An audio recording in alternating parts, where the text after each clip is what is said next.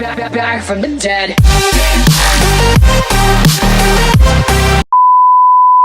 Hey guys, Super here, and today I'm going to show you how to make your sound work on the Xbox. I had this problem for a long time, so I'm going to show you guys how I figured out and fixed my setting.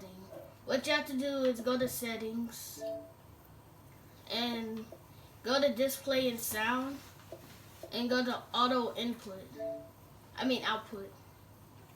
Now what you have to do, if you see this has a check mark on it, take that off.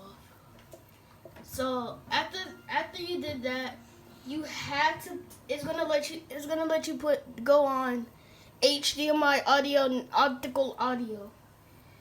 So what you have to do is put it on stereo uncompressed.